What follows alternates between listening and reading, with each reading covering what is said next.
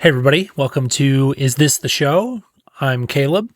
It's a weekly challenge podcast without Merlin Mann or Alex Cox, and we don't do challenges. It's literally just me hanging out and chatting. Sometimes I have a friend with me, and sometimes it's just me and you. So welcome. It's just me and you today. If you're watching on YouTube, I'm going to be that annoying person. Go ahead and caress that like button, give a little kiss to the subscribe button so that you know when these new videos pop up. And if you're listening to like on a podcast player, jump into Spotify or Apple Podcasts or whatever and leave me a review. Okay, enough of that. I wanted to say that I'm sorry that it's been a couple weeks since I've put an episode out. That's not really my intention. Life just got in the way, and we're in the doldrums of winter here. This is like our second day of full spring, but the end of January there was rough.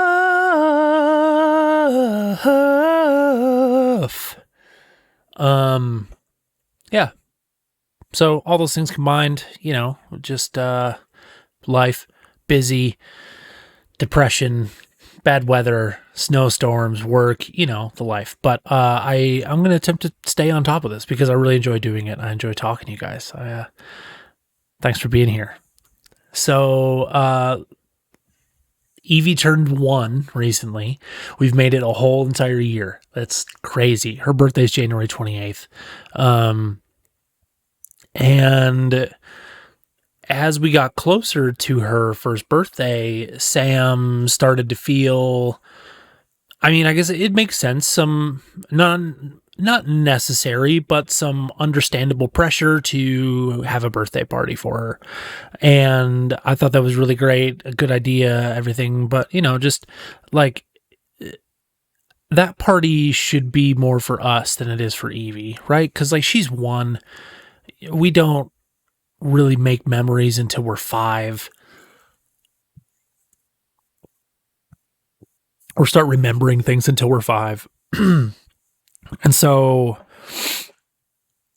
I apologize. My nose got them boogies. It should be for us. We don't really I didn't feel pressure to throw a huge birthday party for Evie because for Sam and I, that just seemed like a lot of work, and we are already busy. So we kind of went back and forth on it. She consulted the internet and family, and we decided to, thankfully, just have a little, we just invited the family over and a couple close friends and, their little kids, and, only like one set of friends could make it with their daughter, and they're really great. Her and Evie are really great together. It was really sweet. I love that Evie is good playing with kids already. And so it was just a really chill. It wasn't chill, but it was manageable. So the party was on Sunday afternoon. Thankfully not during the Detroit Lions game. Sam was smart enough to schedule around that. And not that I'm a Lions fan or anything, but it's just like they almost went to the Super Bowl, and a lot of people around here, that was really important to them. So, but we had like Sam's 2 brothers with their families. So it's a total of, including Evie and the little friend that came with our friends, that's 9 children from the ages of 13 or 12 to less than 1, 10 months. From 10 months to 12 years old. And plus Mimi and Papa, so all these adults, all these kids, and the kids have all this energy and they're running around. And as we're setting up for the party, just kind of getting things cleaned up. And we spent the weekend trying to actively keep the whole house clean despite ourselves and Evie, because we're all just tornadoes in our own different ways. That was kind of stressful, and but I'm proud that Sam and I never really got at each other over it a whole bunch. She was, honest and understandably stressing about some things during, especially as we got really close to the party, and I just I did my best to just keep it all well, one, I was talking to myself through that whole thing. I'm just like, hey, this is fine. Like, she's stressed, but like, you don't need to take that on. In fact, it's better if you don't. And I just kept doing my thing. I got as much done as we could before people showed up, and then that was just it. And nobody cared, right? Like, there were places for people to sit, and we had our little taco dip, and everybody just hung out. It was exhausting for me to. I have a really hard time playing the host. I just have a hard time existing as if I'm just a member of the party. Like, I'm just kind of always got an eye on something. Like, is everybody, or, oh, okay, are they done with that? Or, hey, do you need a da? Because we're not very good at, like, I don't know, getting stuff out for when people come over, like having cups ready or whatever. So I was like on top of that and like blah, blah, blah. Just like, I don't know. I didn't have a meltdown. I allowed myself to step away when I needed to. And then like I was able to keep an eye on Evie. And when it got time for her to have a nap and there were still people there, but she was obviously done. We'd done presents. We'd done cake. We were just playing. And she was obviously like, it was time. And I just got her a bottle and we just snuck away up to her room. And like, that felt really good to not like, I don't know. And part of it was just that we were home, right? And not somewhere else, but I guess to be able to practice in my house was really nice. Yeah, it was just a really good day. It was cool. It was challenging, but no meltdowns, no fights, and everybody had fun. So that's cool. That only took 8 years of practice. For all of you that are just like, you just down the perfect life and winning it. I love you, thank you, but no, we don't. The other thing about Evie turning 1 is just like, I really need to talk to my therapist about this, but like I haven't really sat and given my body the chance to acknowledge how quickly that first year went, how scary that is, how much changed in the last year. But then I was literally just struck with the thought right now as that was coming out of my mouth of like, well, what if you're not having some big, huge, like, oh, she's 1, because you've been processing all of this all year, because that's all you've been doing, because it is all I've been doing is like just being uber present in everything as much as I can. I'm trying to be more present than I ever have in everything. Title. And it's been really, really great. So maybe that's why I don't feel, I mean, there are definitely feelings. There were definitely a few times on Sunday, especially after everybody had gone, like that night, we were just kind of like, I was laying on the floor with her, playing with toys, and had like a minute of just like, some stuff coming up here in the chest and maybe some tears welling up a little bit, but like, and I'm not afraid to cry. On the very first episode of this show, which I may dig up, I may have deleted, I don't know. It could be gone, and it's from not even the very first episode. It's like you could call it a pilot. It's something that never aired. I told a story about going to Colorado by myself to see Deadmau5, and anyways, I'm not afraid to cry, right? Like, I just didn't feel, and I'm not saying this is a good thing, I'm not saying it's a bad thing, it's just what happened. I don't really know how I feel about it yet, but I didn't feel, because I've been processing the all year already, you know what I mean? Both with how I feel about Evie, but also how just like my life in general. So, hey, go to therapy. There's a nice little shout out for you. We're going to take a break.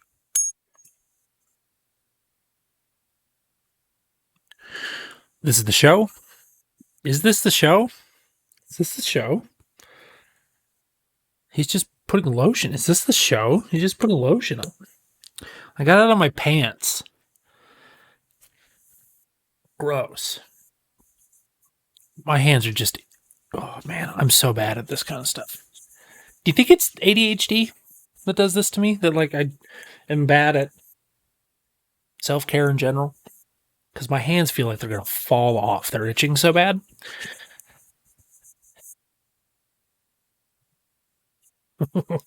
This is what you pay money for on Patreon. I love you. We're back.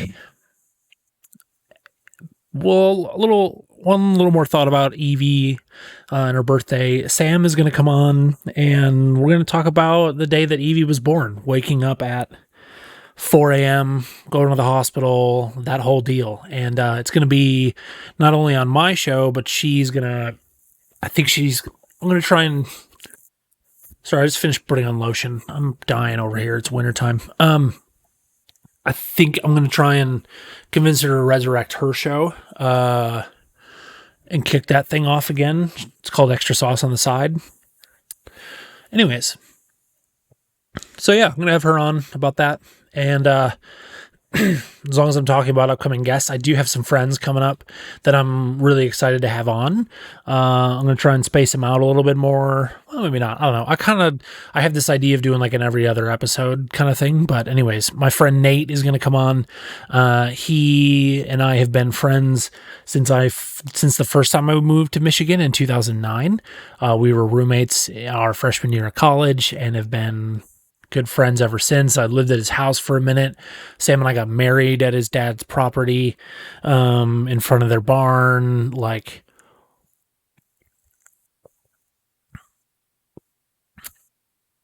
we were both removed from college at different times, but yeah, we've just been through some shenanigans together, been in a band together that's been on and off for the entire time we've known each other, and we're talking about putting it back together again, but we've been saying that for the last 5 years. Yeah, he's just one of my best friends, and somebody who I am excited to just tell some stories with. So yeah, I got that. My buddy Keith is going to come on. Caleb cut that out.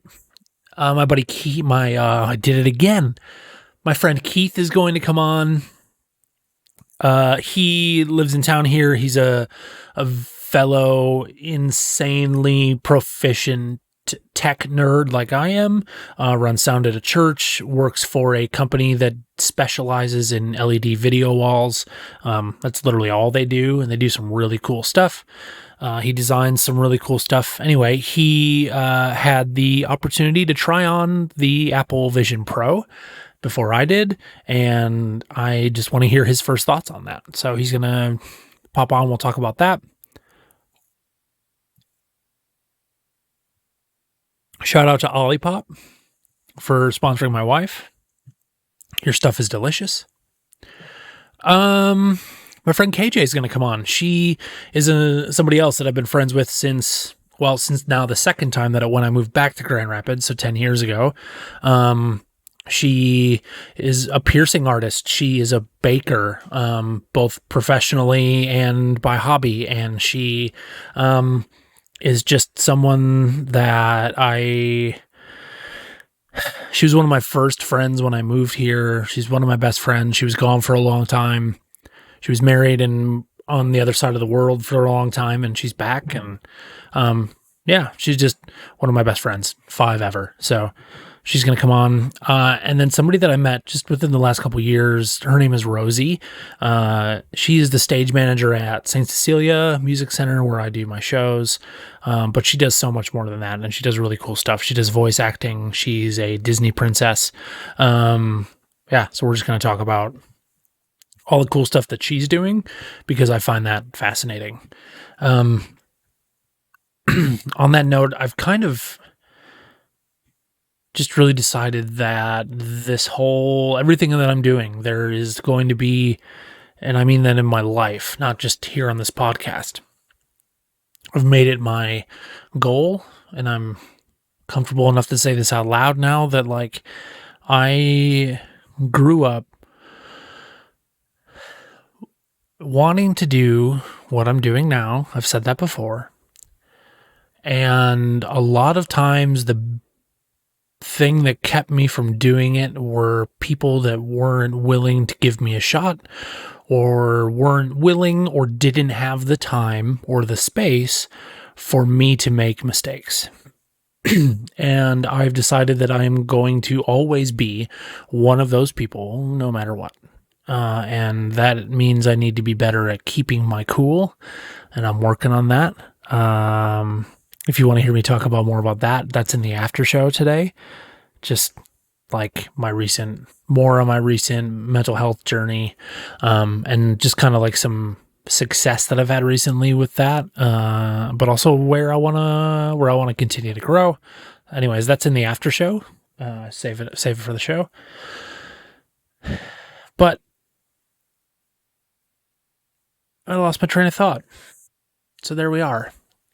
I want to make sure that as I encounter people who are excited about something, or which everybody is, but like if I have an opportunity for somebody to come along with me in something and they genuinely do want to, like, come with and do the work or whatever, like just whatever it is, they genuinely want to do it, I want to give you a shot. I really do.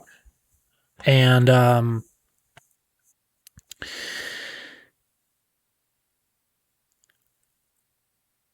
yeah, I want to give everybody who wants a shot, whatever that looks like. And I want to give them a space to make mistakes. And a lot of that just looks like letting somebody tell their story sometimes. And that's the goal with just bringing my friends on. It's not that, like, I do think that they're all really awesome and really talented in their own ways. And like, that's why I'm excited to talk to them, because I find what they do exciting. And I know that they find things that they do exciting, or at least they're passionate about them. And, I want stories to be shared, but two, I want everybody to, if you want to do this, come on, let's go. So that's my philosophy and everything, I guess. Does that make sense? I feel like I didn't say that very well, but just, like,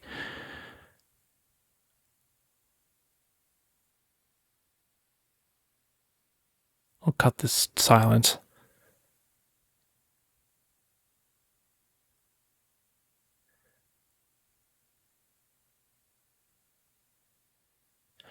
I guess what I'm saying is I don't ever want to be the reason somebody experiences all the ways that I was shut down as somebody who was trying to get into this game, or just shut down in life in general for something that I was genuinely interested in. That was either like somebody was gatekeeping it from me, or like I said, they didn't have the time or the space for me to be able to make mistakes, to be to be a beginner, or it's just that they really just didn't care, and they don't and never will. You know what I mean? Like, or they felt, maybe somebody feels threatened by somebody else's talent or whatever, which, as much as I try to say that is never a problem for me, that has, even that rears its ugly head in me sometimes. So yeah, I guess it's just I just want everybody to be included in things that they want to do. And if I have any way of making that dream possible for somebody, like, why not try and help? That's all. A couple of things that happened while I was gone, since the last episode till now, that are really exciting, was I had 2 shows in 1 week at St. Cecilia. The first show was Allison Russell. She is a Grammy-nominated singer, songwriter, and just an insane musician. Her whole band was just amazing. I brought in instruments and, microphones, everything for the whole day. Well, actually, her sound guy brought in microphones, but just like, man, such a breath of fresh air to work with these guys who were like, their sound guy was a guy about my age who'd been doing this about the same amount of time and touring about the same amount of time. And her tour manager was like, she had worked at City Winery in New York City for like a bunch of years,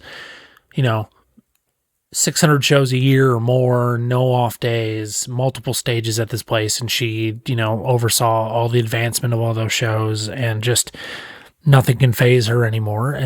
But both of these people were just so chill and so kind, and like, I was missing some things for the day, which can happen no matter how hard I try. But there was no anger. There was no there. I was just like, hey, do you actually need this? And they're like, yeah, we need that. I was like, okay, well, I'm going to be gone for about a half hour, but we'll make it happen. And they were like, hey, that's cool. And we just made it happen. It was really great to have a day like that. And then so that was a Tuesday.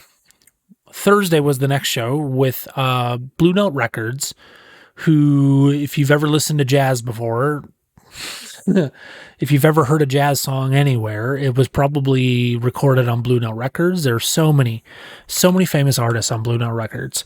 Let's pull that up real quick.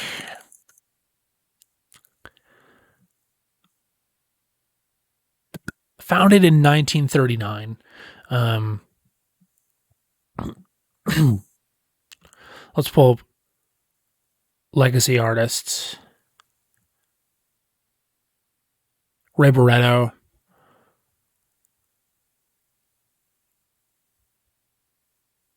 The Bird and the Bee, the Blue Note 7, Jeff Bridges.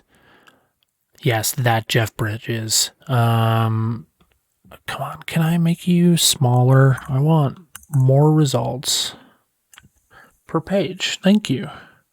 Okay, cool. Here we go. Finally, somebody you're probably going to know. John Coltrane is on Blue Note Records.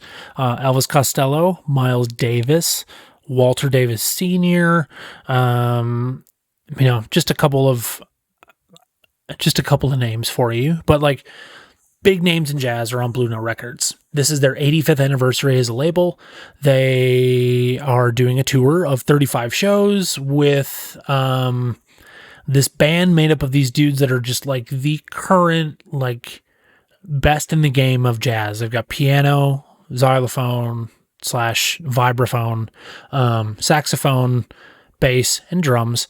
And these dudes took Blue Note standards and just turned them into these new, beautiful, amazing things.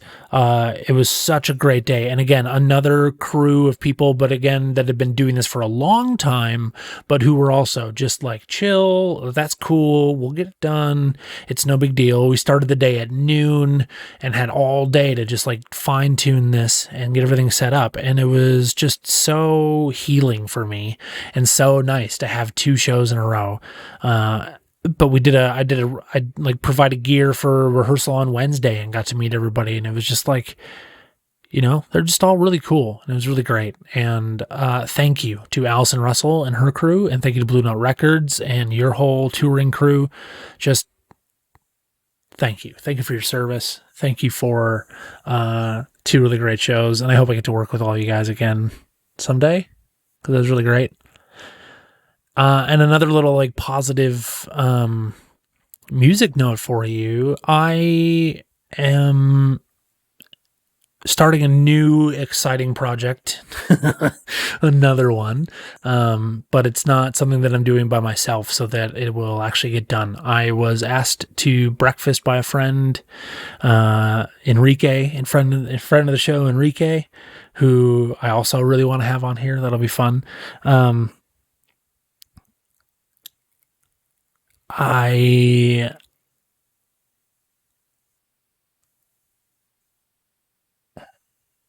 Train of thought. Cut that out, Caleb. So Enrique asked me to breakfast. I guess we'll just kind of start this whole section over. Yeah, we'll cut all that out.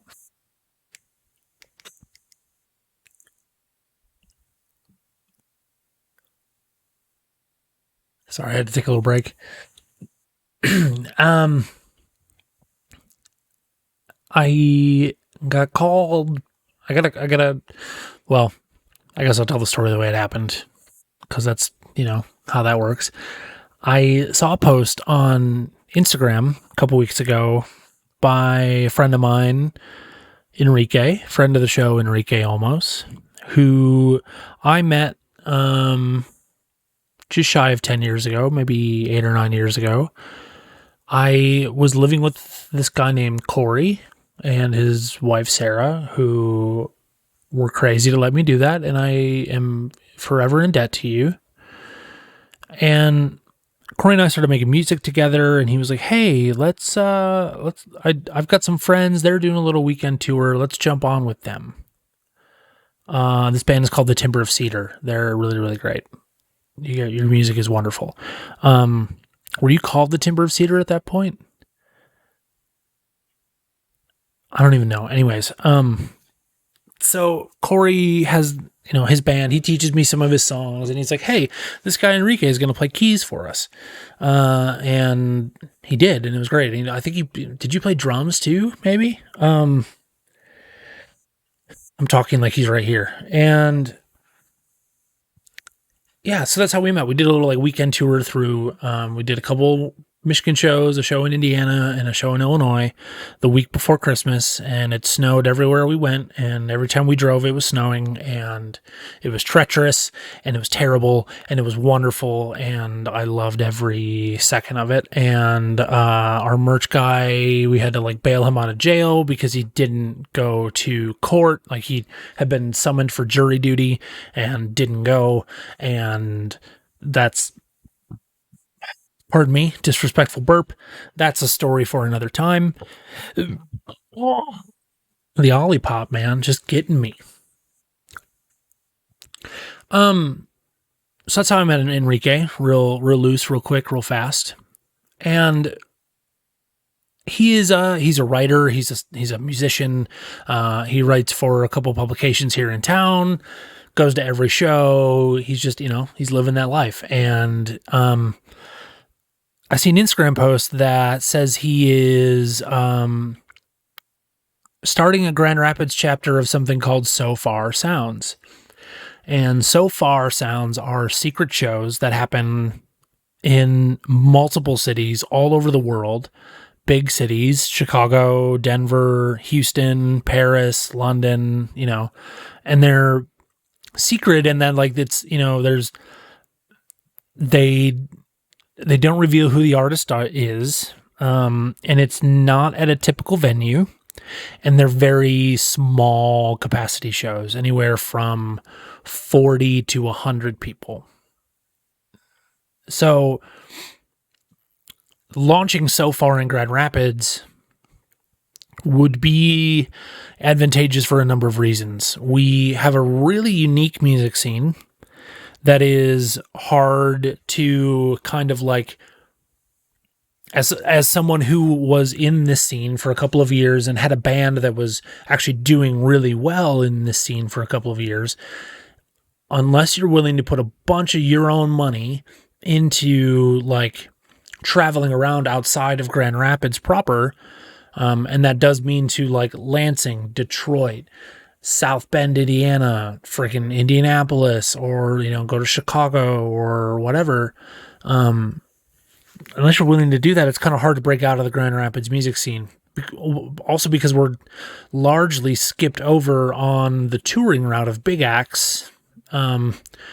Live Nation / the 20 Monroe venue have kind of helped that a little bit. But still, in general, it's kind of hard. Like between Chicago and Detroit, or Chicago and Lansing and Detroit, like Grand Rapids gets skipped, which is kind of a bummer. So we also don't really have right now like a really great all ages venue that is doing really good shows. I also personally think it is hard to get into the scene and be like, this is just my opinion. I don't know. Maybe I'm talking out my ass, but like it seems like there's a lot of hustle for not an insane amount of reward in the music scene in Grand Rapids right now. And I'm probably going to cut all that out. Venue wise, it's tough to be a musician here. There's like some really well established venues, and they do work with local talent, but they want you to be selling a whole bunch of tickets and like blah, blah, blah. So there is, I don't know. I just really see a unique need for something like So Far Sounds, which are pop-up small shows that work with bigger artists and small local artists. So our first show, which I can't tell you the artist now, but I'll be able to talk about it after it's over, is 3 female artists. One of them was just on a TV show recently. So, which is pretty cool. Like, and we're going to do it at this little tiny studio, get some people there and just put on a really good night of music. There's supposed to be small, intimate, vibey situations with plants and cool lights and, just like come out and have a good time watching some music. And I'm excited for that. I'm excited. Anyways, so I see this post and I'm like, wow, so far I've always wanted to go to a so far show. But there's never been one in Grand Rapids, and there's never been one that I've been interested enough to drive to Chicago to. So to see my friend Enrique say, hey, I'm in the process of starting So Far Sounds Grand Rapids. I went, ooh, not only can I go to these shows now, but I could potentially, I want to be involved in this. That sounds fun. So I just comment on his post, hey dude, if you ever need any help with front of house stuff, let me know. He messages me almost instantly and says, long story short, I'm not going to go through the whole thing, but we end up being just hey, this Friday breakfast. I think this was on Wednesday. This Friday breakfast. This time. Cool. See you there. I get there. And as I get there, I get a text from him. Hey, I told everybody the wrong restaurant. Or I told everybody this restaurant and I went to another restaurant. So I'll be there, blah, blah, blah. So that was funny. But he tells me that morning, hey, I invited a bunch of other people. And so we all sit down and get going, and he just goes, guys, I'm putting the Avengers together. We have a date for our first show. It's February 24th, and we just laid out the details and kind of went around the table of what everybody's specialties were, or what our role was going to be, and it very much felt like the Avengers kind of. It was really, really cool to just be stuck in this back corner of this restaurant in Easttown, and just scheming about these secret shows that there's part of it that one of my favorite movies of all time is Nick and Nora's Infinite Playlist, and the whole point of that movie is that they're trying to get to a secret show, and they get there at sunrise, which is basically when the show is starting. Or it's starting at 3 a.m. or something. It's on a rooftop, right? So there's that, cool. I get to be part of curating an experience like that. But there is also the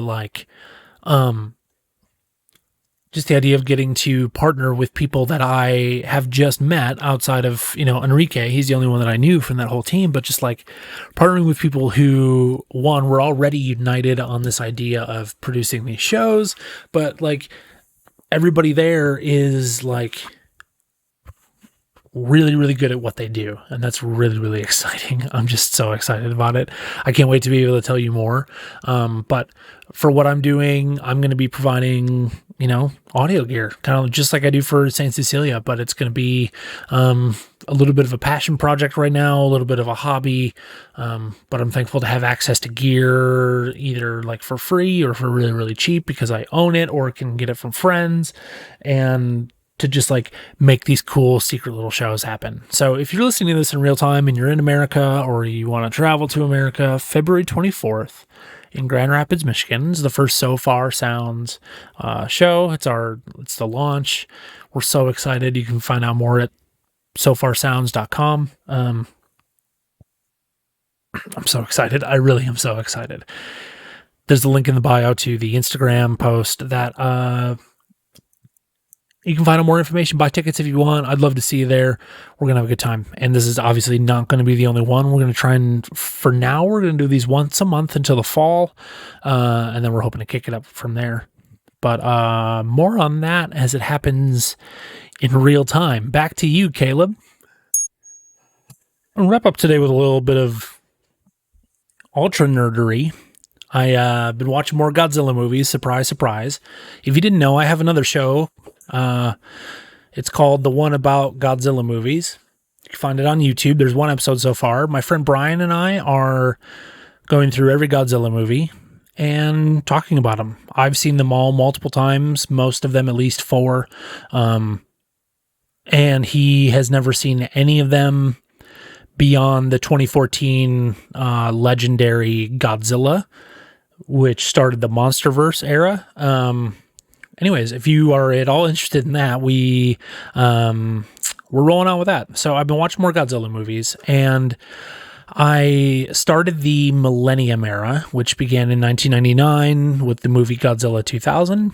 And I was watching, what was I watching? Godzilla against Mechagodzilla. And it jumped out to me how much they had ripped off or borrowed, or whatever you want to say, plot points and storyline from my favorite anime of all time, Neon Genesis Evangelion. And I'd not put it together because it's been a few years since I've watched that film specifically, but just like, man, I don't want to spoil anything because it's on my other show, or it will be when we talk about it eventually, but like, which may be in a year, who knows at this point, at the pace that we're recording. But like, just a couple things about Godzilla against Mechagodzilla 2002, I believe. And contrasting it against Neon Genesis Evangelion. If you don't know anything about these two shows, I'm sorry, you can skip this. Skip right to the end of the episode where you hear me say, I love you, bye. But, so, I think what I want to say is that I think in the early 2000s, Toho was going for a look. They were going for trying to do anime in real life. Both in how they had their actors like physically like moving and acting and, like the guys that were part of the men, women actors, whatever, that were part of the Japanese Xenomorph Self-Defense Force, the JXSDF. Like they were action stars. They were in the army and like everybody in government was very proper and I take full responsibility and like they were going for an anime feel, but they like, and even in just like some of the like the shots of like Godzilla and Mechagodzilla and like the way like mechanical things flew off of Mechagodzilla and the things they were doing, it's just like you could pull that off in an animated, like an anime, but in this like real life film, at least where special effects were in the early 2000s, I can give it to them for trying, but I think they missed it. Those films, those early, the Millennium Era of Godzilla films, one, they didn't follow a storyline. Every single film was a direct sequel to 1954's Godzilla, which, like, how does that make any sense? So in 99, Godzilla 2000 came out. That was a direct sequel to 1954's Godzilla. Then 2 years later, Godzilla, King Ghidorah, Mothra, All Out Monsters Attack comes out. And that is a direct sequel to 1954. So it's like another reboot. The Millennium Era is almost just like all reboots, which is, I don't know. Anyways, and then Godzilla against Mechagodzilla is again a direct sequel to 1954. And then Godzilla Tokyo SOS is actually the second movie. It's like the Mechagodzilla thing is a two-parter, right? But there's a couple of years in between them and stuff, but it's a continuation. But that's the only film in the series. Those are the only two films in the series that follow a continuity. And then they just start over again with Godzilla Final Wars. And it's like, what? And all those movies, the acting is just so cringe and forced. And like, I'm glad that they shut it down after that for a while. And that there was, I mean, at that point, that was then when Toho said, okay, we want to put money and effort into international projects.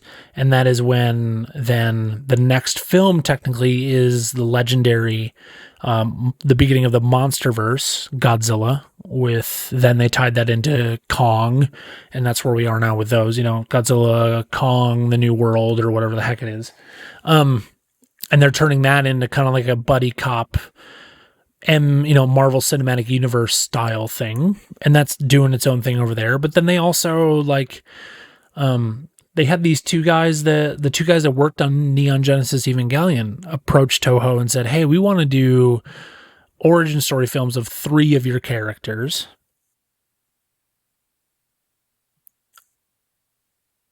Caleb, we're going to cut this out.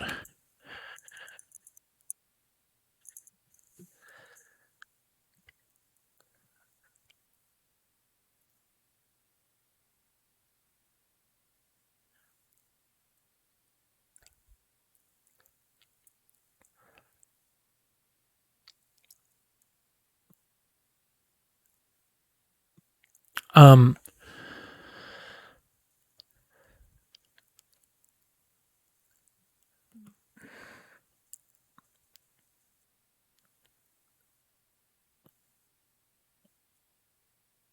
so they had those, so there's like the legendary Godzilla films, and then Toho was, I don't know if they were approached by or reached out to, but there is Toho's return to making movies was 2016, and Shin Godzilla, directed by Hideaki Anno and Shinji Higuchi, who worked on my favorite anime of all time, Neon Genesis Evangelion. Shin Godzilla is the first in a 3-film series that Hideaki Anno did for Toho. He did Shin Godzilla. It's an origin story of Godzilla, but like with his really weird, demented twist on it, and I love it. He did Ultraman, so there's Shin Ultraman, and then Shin Kamen Rider, which is another, Kamen Rider is another like really famous Toho character. So it's just really, really cool to see them kind of like branching out. There's all these, like, there's films on Netflix now, and I'm going to talk more about it on my Godzilla show, but all this to say, I'm glad Toho is figuring it out, and I'm glad that they're not continuing in their footsteps, because while Godzilla has become something that is loved the world over, I think that they're lucky. I think that they're lucky that it is still a thing.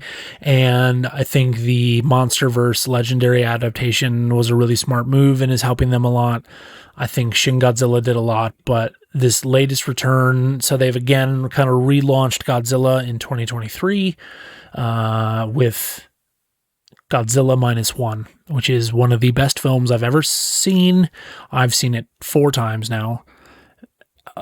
I cannot wait to see it again. I will be seeing it so many more times, but I've seen it in theaters 4 times, and it makes me cry every single time, and at multiple points. It is a beautiful story about the internal conflict of not living up to expectations that were set for yourself or by others, and just the war of fighting with that inside yourself, and it being represented by Godzilla. So, yeah, guys, thanks for listening. This is the show. Make sure you subscribe, ring the bell, all that good stuff on YouTube down below here. If you're listening to the podcast, thank you. Make sure to leave a rating on Spotify, Apple Podcasts, all that good stuff. And if you are not subscribed to the Patreon, you can go to jupitersound.studio and find the link to my Patreon there. For $5 a month, you get longer unedited versions of the show, as well as the after show. Save it for the show. On today's after show, I am going to talk a little bit about the recent Formula One silliness and Lewis Hamilton moving to Ferrari, and there's so much going on. Haas firing Gunther Steiner. But then I'm also going to talk a little bit more about my mental health journey. Noticing when I'm hungry before it's too late for me and those around me. And just some feelings that I've had recently, and maybe I was a little too open about my growth and about my progress, and that's made me, just ways that has made me feel. And then also just some success that I had recently on my first ever solo install job, which if you follow me on TikTok, you saw that I filled my Civic to the brim with my tools and supplies. And that project went really, really well and terribly at the same time. And anyways, that's all on the after show. jupitersound.studio is where you can find the link to my Patreon. I'm Caleb. This is the show. I love you. Bye. Guess what time it is? Shoot, after show. Yeah, that's a shorter episode. The main episode's kind of short. I'm struggling to not feel bad about that. It just is. It is what it is, right? Sometimes you only got so much to talk about. As I adjust my sweatshirt, welcome. So in Formula One, there's all kinds of craziness going on right now, and I'm going to give it to you whether you care about Formula One or not. What's happened in the last week in Formula One is I just saw somebody tweet about this. What happened this week in Formula One is somebody changing. They're leaving the team that they're at the end of this year and going to another team, and it's kind of the equivalent of like Tom Brady leaving the Patriots or Zayn leaving One Direction. Just like, so what's happened is Lewis Hamilton, who is one of the greatest drivers of all time, hands down. He drove for McLaren first, and then has been at Mercedes for how long? At work. So at the end of his contract, he will have been there 12 years. He's won 7 championships.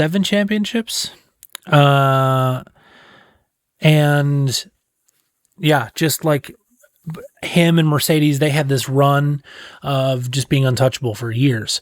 And he made the announcement on the 2nd of February that he, at the end of the 2024 season, the one that hasn't even started yet, so he has to race one more year with Mercedes. At the end of the season, he will be going to Ferrari. Which, if you're watching the podcast, you saw me just like furrow my brow a little bit, like just, it still doesn't make sense to me, because I don't believe Ferrari are a strong competitor. One, with the era that we're in the downforce, but just like in general, like in at least Formula One, I don't know, I've never seen them be reliable.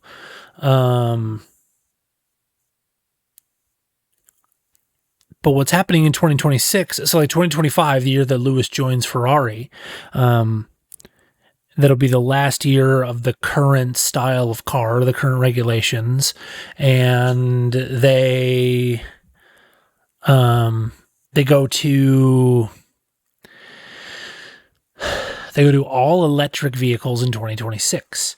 So Ferrari and Fred Vasseur must really think they've got something and Lewis, obviously, like everybody, and I would assume Bono is going to go with him. His race engineer, it's kind of just like, you know, if you've got he's just got it. It's like his race engineer. I would assume he'd go with him. We'll find out. Yeah, it just is. That's been kind of just setting the whole Formula One world on fire. And just before that, the American team, Haas, their team boss, or whatever you want to call it, Gunther Steiner, who has kind of been the like almost like the focus of the Netflix series Drive to Survive. This was the end of his 10-year contract, and Haas decided to not renew it. And the guy that they promoted was straight from their engineering department, and they feel like that is going to give them a leg up on this season and the upcoming seasons, which is an interesting move. Initially, the reporting was that they fired him, which I was kind of like, that kind of raised some eyebrows, like for me and just like other people in general, like fired. Like, I know Haas hadn't been doing good, but it was definitely not like all Gunter's fault. But like, yeah, so just end of his contract, just didn't renew it, and they didn't say much about it other than that. So I'm gonna miss him. He's a character, man. What a guy. What a guy. Yeah, so that'll be interesting to see how Haas does this season with this new guy. And I don't know. I guess we'll see here in like 2 weeks when preseason testing starts in Bahrain. Woo! I wonder how many days it actually is. Let's find out.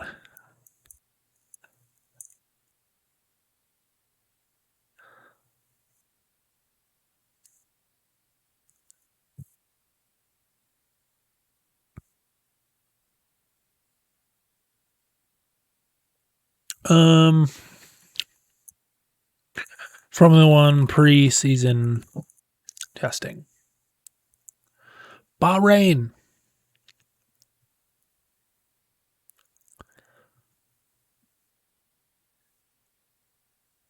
Yeah, the 21st. Practice 1, February 21st.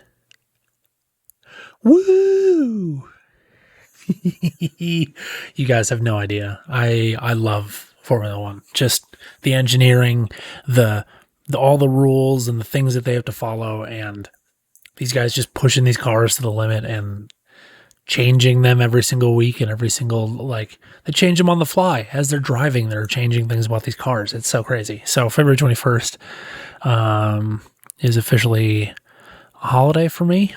It is the start of the Formula One calendar. That is so Wednesday night, Thursday morning. Yeah. 2 weeks, 14, 15, 16, 17 days from when I record this. Let's go. We made it. The winter break is 90 some odd days, almost 100 days. And now we are within 17. You do not understand. Maybe you do. Maybe you do understand how excited I am. If you are and you want to come watch preseason at my house or you want to come watch a race at my house, come on over. Hit me up in the DMs. Nobody. I might have to put this in the main show. I'm so excited about Formula One. I cannot wait. Anybody want to come over and watch preseason at my house? You're more than welcome. So I guess for the real after show, some things that I've been working on. I guess this is in general. Everything's going to be real short this week. This is just how it is. I just kind of wanted to catch up. I don't know. I want to start bringing some like dedicated segments to my shows. I think to especially the ones where it's just me. Maybe like a dedicated what I'm listening to segment, a dedicated maybe tech segment. I'm just thinking out loud, but this way I can think out loud and come back to it. Because a lot of what happens is I think out loud and I never write anything down. And I pulled up my notes app today because I thought I had a whole note full of stuff for this show today, and it was all stuff from the last episode. So that's really great. So here's a fun story. February 2nd is Groundhog Day.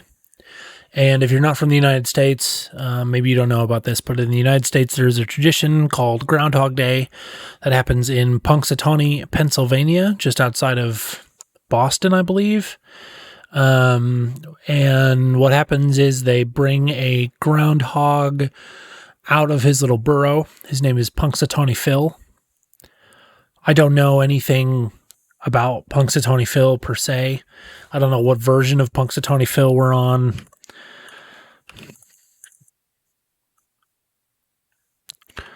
Punxsutawney Phil wiki. Link in the show notes if you give a shit. Why I'm talking about Groundhog Day. So they bring the groundhog out of the thing, and the idea is if the groundhog sees his shadow, winter is going to be longer. Another 6 weeks of winter. If he doesn't see his shadow and he comes out of the thing, we're not going to have 6 more weeks of winter, and spring is going to come early. So essentially, the hedgehog is clairvoyant. And he's not a hedgehog, he's a groundhog. There's a difference. That's very racist of me. I apologize to groundhogs and hedgehogs everywhere. Title. I bring this up because I was born and raised in the town of Woodstock, Illinois. And Woodstock, Illinois is famous for a few very odd things. One of them being its opera house. that is still functional. I can tell the story sometime, but I ran my first sound gig ever was for Seussical the Musical at the Woodstock Opera House. It was the summer theater program that was run by high schoolers and kids who had just graduated high school. And I kissed a girl in her Jeep in the parking lot after a performance. And I had just graduated. I just finished my freshman year, and she had just graduated. That was fun.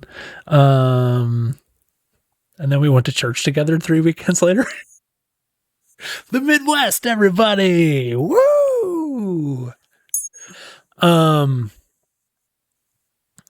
other thing that Woodstock is famous for is the location that was used entirely, except for the parts of Pennsylvania, but Woodstock, Illinois is where they shot the movie Groundhog Day with Bill Murray.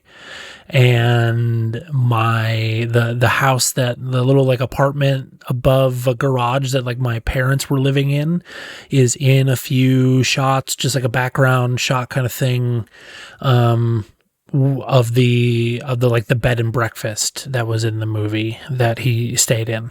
The movie theater largely still looks just like the movie theater did in the movie. There is a plaque on the curb where he steps off the in the movie. Bill Murray at one point, okay, so the idea is Groundhog Day, he gets stuck in a time loop and every day is Groundhog Day for him, and he has the same day over and over and over and over, and the point is that he's supposed to learn some lesson, and eventually he does, but he's stuck in this. He lives the same day over and over. Whether he lives or dies, he wakes up and it's February 2nd again, and he's stuck in Punxsutawney, Pennsylvania doing the groundhog reveal. Anyways, it's all shot in Woodstock. That's our claim to fame. They made fake snow outside of my parents' house for hours and hours and hours for a couple scenes. Bill Murray was just like standing outside his trailer out in my neighborhood. I was a wee lad. Like, let's see when that movie was made.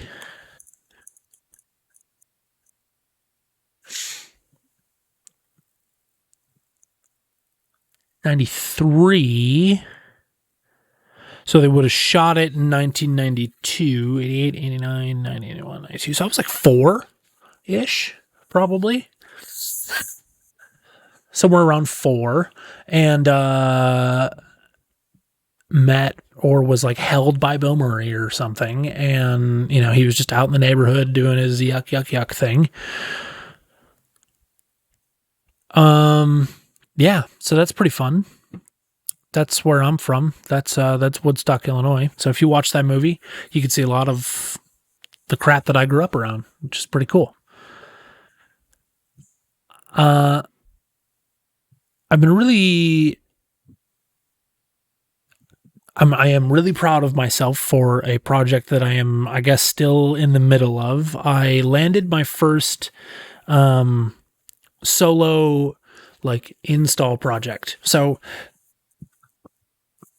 for my full-time job, I like the one that I get up early every day and go, Monday through Thursday, is install of audio systems, lighting systems, video walls. I've talked about this, right? And I started Jupiter Sound as just like an LLC for the shows and stuff that I've been producing at St. Cecilia. Sorry, this is kind of bugging me.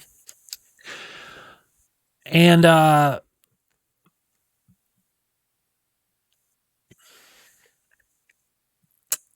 somebody, like through the grapevine kind of deal, like, hey, this little church is looking to upgrade their projector. I thought I'd recommend you.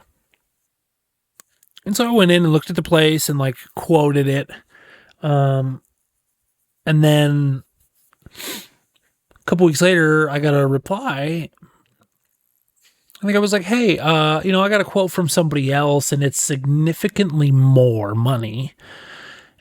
And before I go ahead with yours, I just want to make sure that like everything lines up. Like, so basically what he got quoted from this other company was just so much more expensive that it like, he was like, somebody is out of their mind here, basically, is what that tells me, right?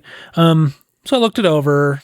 I was like, well, I could see what they're doing here, blah, blah, blah. But and I took a couple things from that and added them to my quote and said, I thought this was a good idea, but, in all honesty, these couple of things are personal preference, and I am of the opinion that you don't need that big of a projector in your space.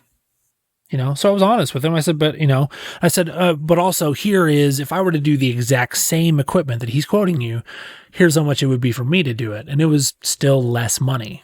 So that's fun. I ended up getting the contract, which is great. And then, they went with my original spec plus the little tweaks after looking at that other one. And, this couple days ago here, I went to, on Groundhog Day, I went to install this stuff. So I have a projector to hang off their ceiling, which means that I have a long piece of pipe that's threaded on each end. I'm going to put a flange on the ceiling and screw that pipe into there. And then I have a mount for the projector, and I'm just going to, that screws onto the other end of the pipe, put the projector on, boom. So then you run power down from the ceiling, and then have to run a cable all the way back to like where the computer is. So to do this, and because it's a church, it's a huge, tall ceiling, got to have a lift, blah, blah, blah. The only way into the church, because it was built in the 60s or whenever, just like wheelchair, like accessibility things were very, very different then. So basically the only way to get up into like the church is like you park and you come in and you have to go up a very small flight of stairs. And by very small, I mean 4. Title.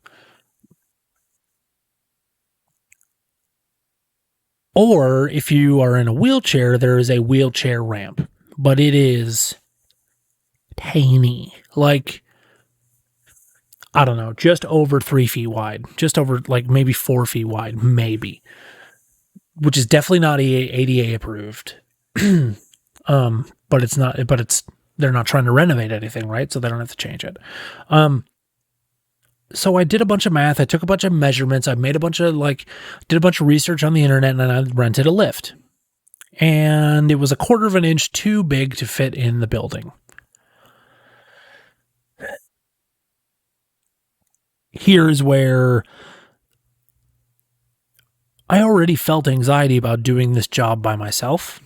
I was having a friend come in to help me with the cable pull, but largely I filled my car to the brim with my tools and the supplies that I needed to do this job, and the projector and blah-de-blah. And I get there and I'm already a couple hours late because I didn't get started as early as I wanted to, and I was lazy the night before, and that feeling. And so, but anyways, I'm like, I can do this, whatever. Okay, so can't get the lift in. I'm like, all right, well, maybe if I tilt it a little bit and maybe I'll be able to get it in the door. But then the thing is so heavy that and it's made to tip all the way over and down, but you shouldn't do it by yourself, which I ended up doing accidentally as I was trying to just tip it back and get it in the door.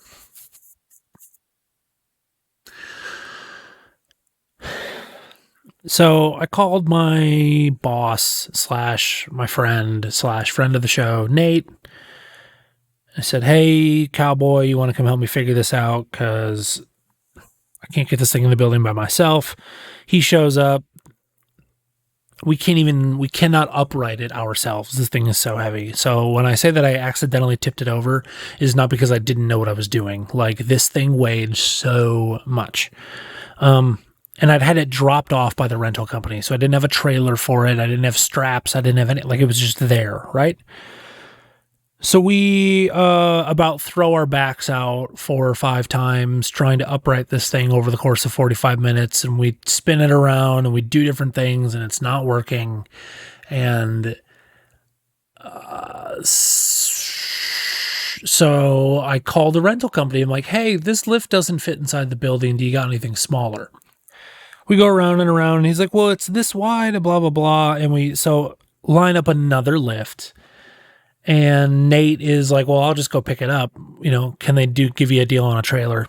So the guy's like, yeah, oh, yeah. And that'll save me $300 on delivery fees, by the way, being able to pick this thing up.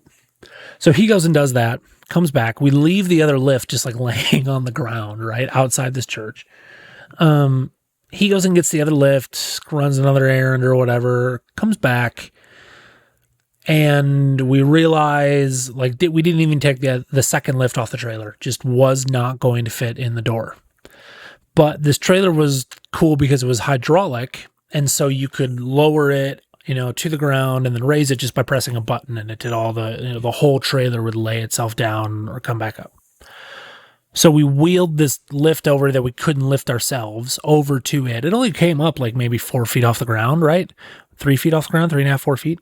But we roll it up onto this lift, or roll the lift up half up onto the trailer, lift the trailer up, and then I get on the other end of it with the handle that you're supposed to use to ride it or lower it, and stand up on the thing, like feet up on the, like I'm in a cartoon, just standing up on top of this thing. And I might edit that part out, but I'm standing on top of this thing, and he, gives it a bit of a lift from on the trailer and just pops right back up. Cool. So we try one more time to get it in the building. And again, even if we had tipped it back and rolled it in and then stood it up, it would have scraped the ceiling because it was really low right there, which again, terrible 60s design. Accessibility was not in anybody's mind in the 60s because they were all just doing drugs.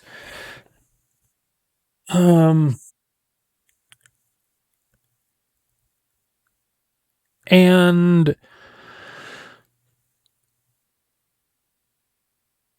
so then we figured out how to get it in so it was actually just part of the lift had shifted a little bit. So it was a little bit taller than it needed to be when I was trying to get it in. So you could roll it straight in and it would literally clear the door by a mustache hair. So it could go in, but then we couldn't make the turn because it was literally in the building and there's a railing there. And this gap now from inside the door to the railing is only 3 feet wide. So it's if you're in a wheelchair, you would literally have to kind of come in the door sideways and in a modern wheelchair and really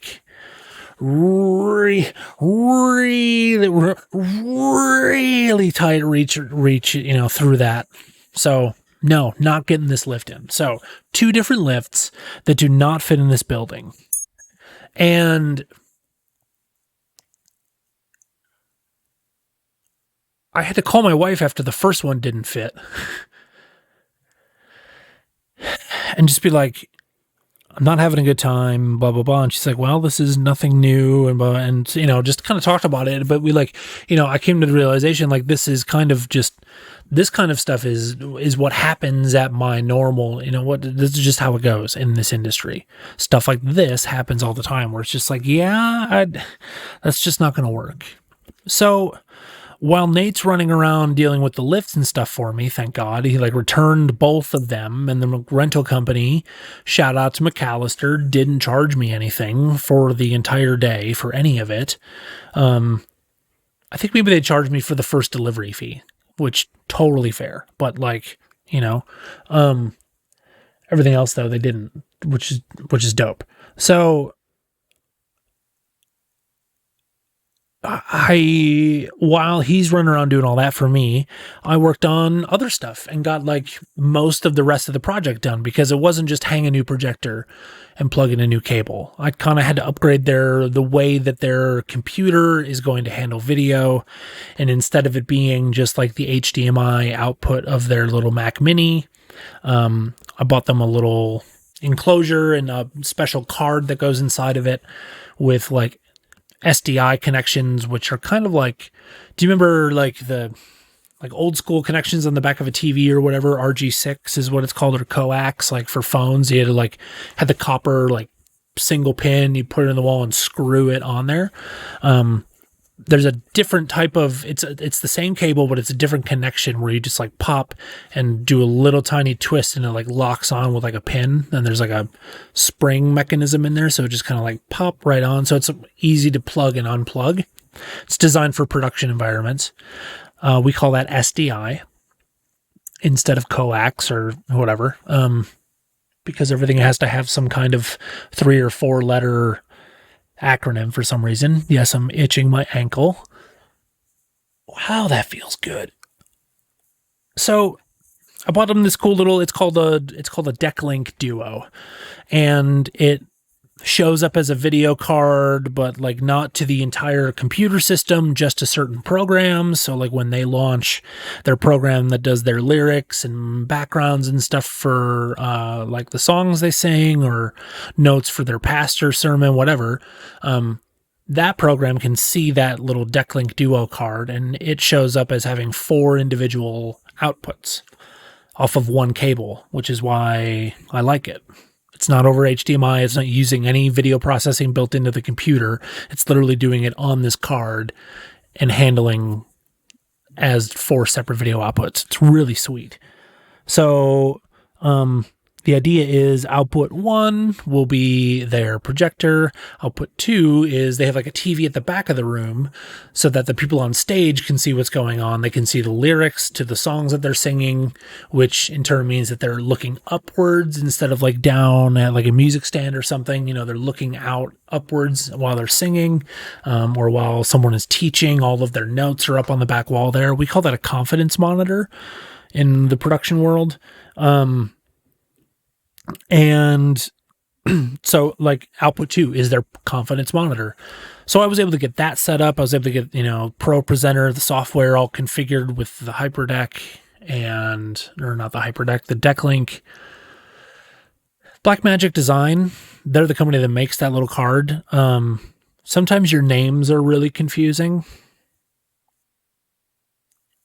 But so I was able to get that all configured, and I was able to run an SDI line from their confidence monitor was existing. They already had a TV there, but it was like a long, super long, like this thick around HDMI cable. And like I said, I'm switching to this SDI thing. And this Decklink card, which is perfect because I don't want it just kind of eliminates the whole, have you ever been somewhere and somebody accidentally turns off their PowerPoint and you see the desktop of their computer? The Decklink gets rid of that ever happening because the computer doesn't have access to that video card in the same way that it has access to its own internal video card.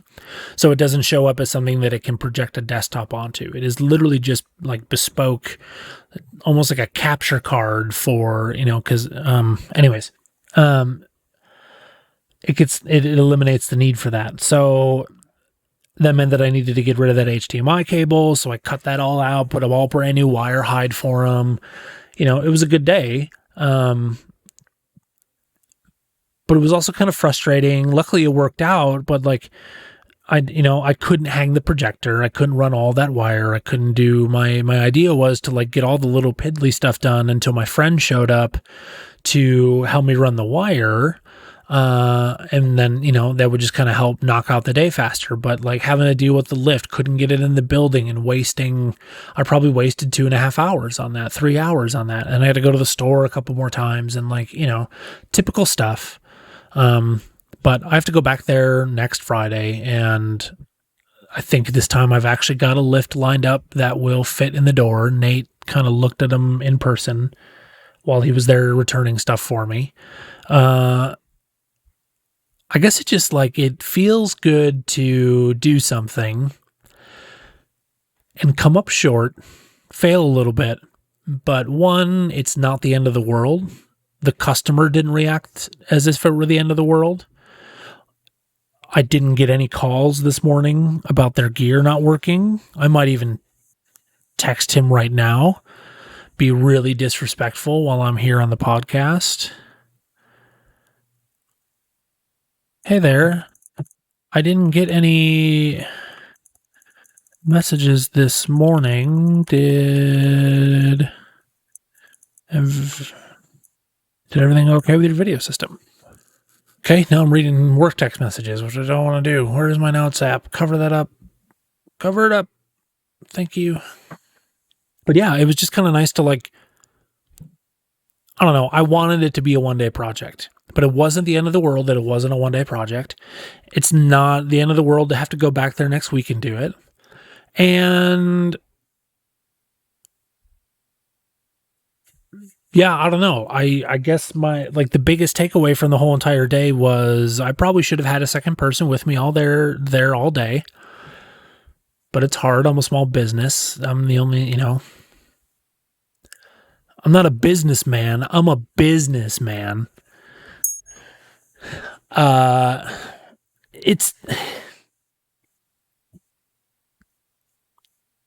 I'm learning, right? And I'm happy with myself in that. I'm learning. And I'm just like, that's how much I care about, like, the fact that I didn't get it done. I'm learning. It's fine. We're going to figure it out next week. There are loose ends a little bit, but it's not unsolved. It's not going to get tied, not going to get tied up. It's great. I love it. The thing that I feel like I can improve on the most is paying attention to myself, physically and my needs. Not just like mentally, not just keeping it together, but also like I gotta eat. I literally, and this comes back to like on the last episode, Sam and I are eating at home more. I'm packing my lunch. I'm trying to pack my lunch more. And I packed myself a lunch for Friday. I packed 2 sandwiches and some yogurts, and like I've got my snack out, right? Like drinks. I've got the stuff, but I never stopped to consume it. And I didn't even have to like really stop. But it was like, I just need to start paying attention to my like hunger before it gets to be a problem of me not feeling well, losing consciousness, acting out, being angry. I also just need to have more water.